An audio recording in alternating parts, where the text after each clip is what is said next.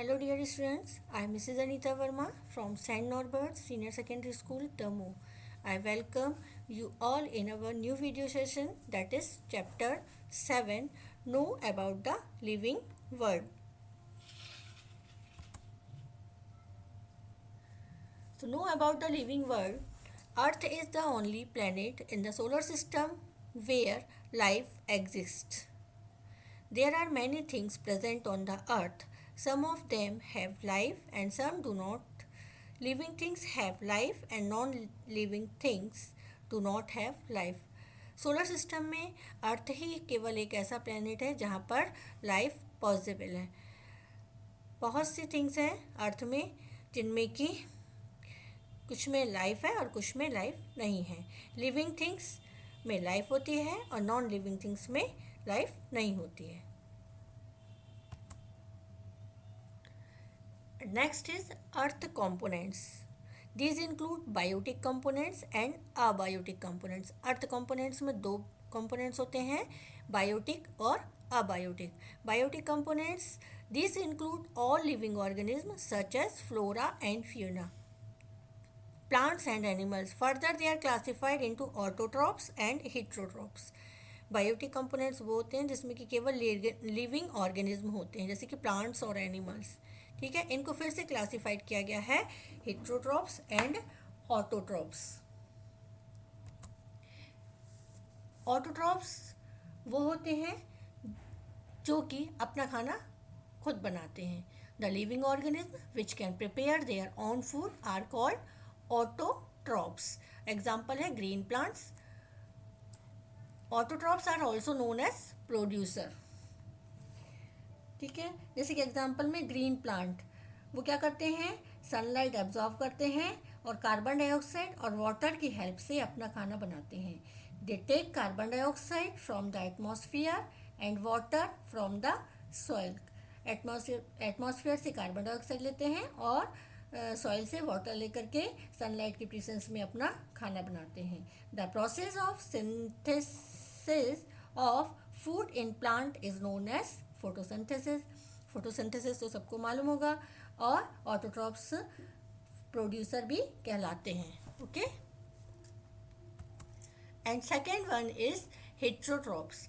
They include all the living organism which are dependent on autotrophs for their food. Heterotrophs वो होते हैं जो कि अपने खाने के लिए दूसरे पर डिपेंड करते हैं. ये कंज्यूमर भी कहलाते हैं. They are further classified. इनको फिर से क्लासिफाइड किया गया है herbivorous, carnivorous, omnivorous and micro organism.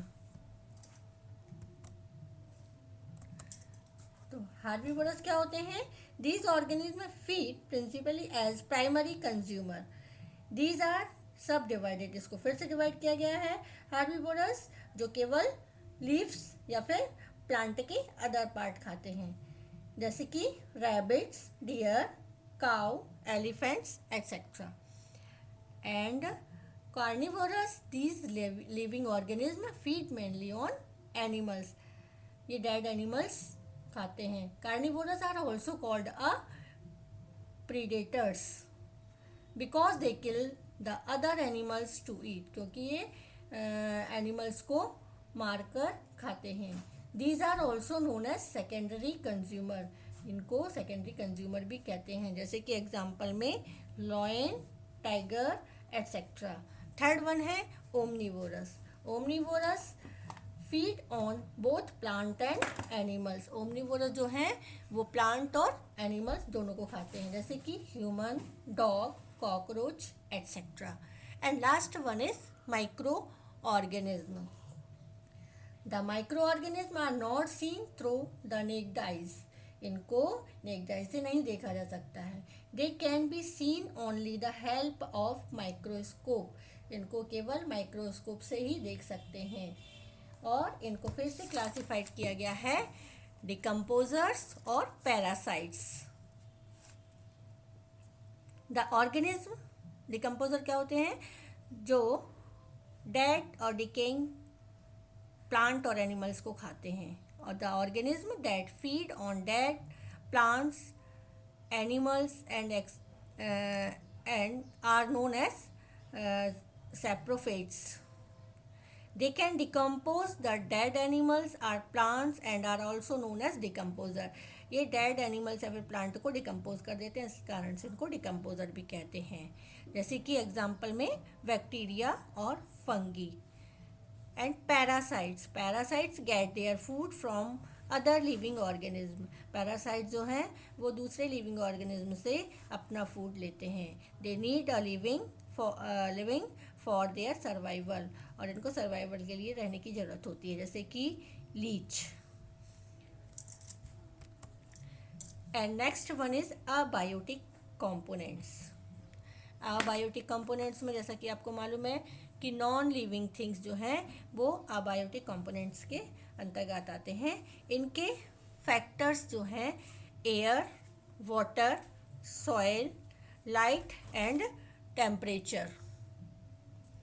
So first one, air. Air is a great resource for all living organism. ये तो सबको पता है कि लिविंग ऑर्गेनिज्म के लिए सबसे बड़ा रिसोर्स जो है वो एयर है. It provides them gas essential for the survival of life. Life के सर्वाइवल के लिए गैस प्रोवाइड करता है, जैसे कि oxygen, carbon dioxide, nitrogen etcetera.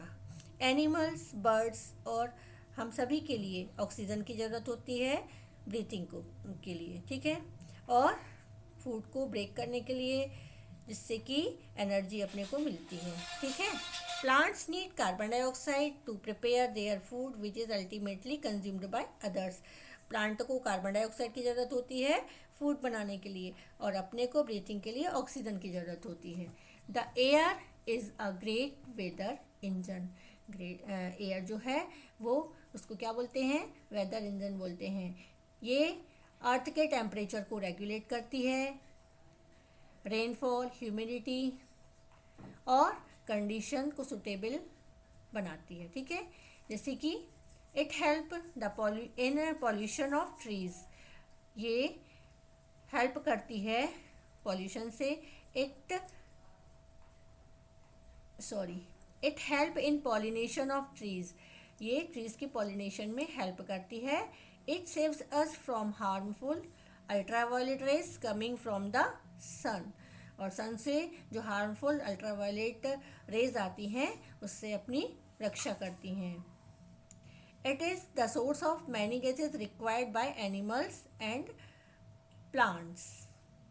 और ये जो है सोर्स है बहुत सी गैसों का जो कि एनिमल्स और प्लांट के लिए ज़रूरत होती है. Okay. And next one is water.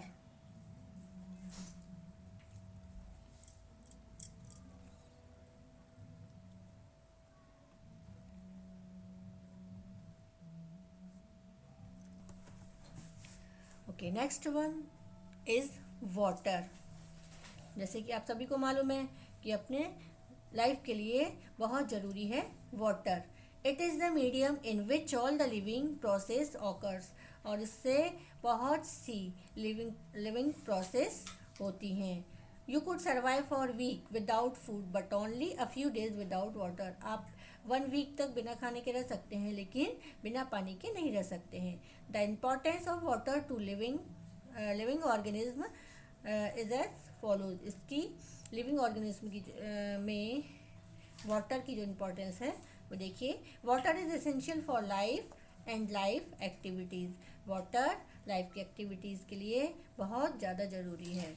The water cycle is one of the major cycle that support life on the अर्थ.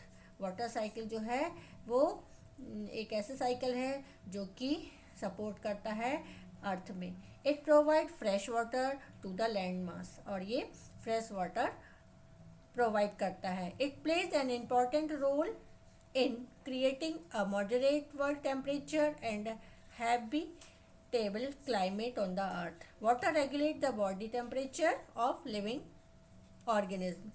ये body temperature को maintain करता है. It is good solvent for many minerals. Through water, plants and animals get many essential elements.